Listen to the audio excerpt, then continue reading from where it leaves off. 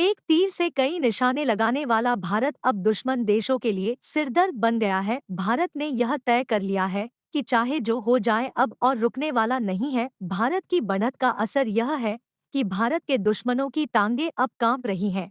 लेकिन फिलहाल तो जो खबर हम आपको बताएंगे इसे भारत विरोधी और कश्मीर पर पाकिस्तान के गुलाम हो चुके अजरबैजान के लिए खतरा पैदा कर दिया है। अजरबैजान को डर लग रहा है और अब वह भारत की शरण में आ गया है, जो पाकिस्तान और उसके हमदर्द के लिए भी सिरदर्द है। अर्मेनिया और अजरबैजान की सेनाओं के बीच बढ़ रहे विवाद के बीच भारत के हाथ एक बड़ा जैकपॉट लगा और आर्मेनिया को बड़ी बढ़त तनाव के बीच भारत ने आर्मेनिया के साथ हथियारों की एक बड़ी डील की थी, जिसमें मिसाइल, रॉकेट लॉन्चर और गोला बारूद भी शामिल है।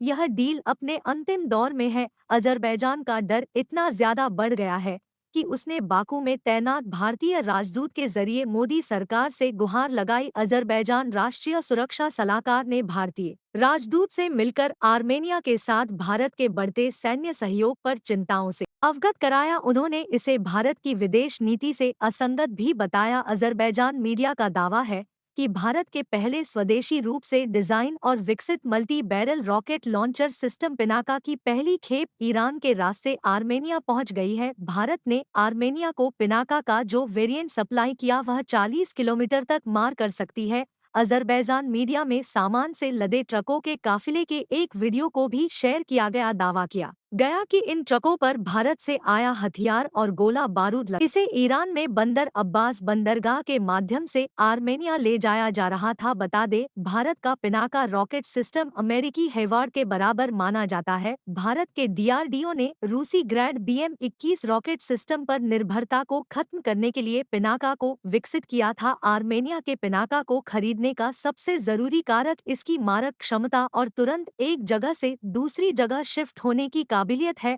अजरबैजान बड़े पैमाने पर आत्मघाती ड्रोन का इस्तेमाल करता है। ऐसे में ड्रोन से भरे क्षेत्र में रॉकेट लॉन्चर को दुश्मन के ठिकाने पर फायर कर तुरंत गायब होना जरूरी है और पिनाका MK1 इस काम में माहिर है। अर्मेनिया और अजरबैजान में पुरानी दुश्मनी है। दोनों देश 2020 में नागौर कार्बाइन को लेकर 3 महीने का भीषण युद्ध भी लड़ चुके हैं।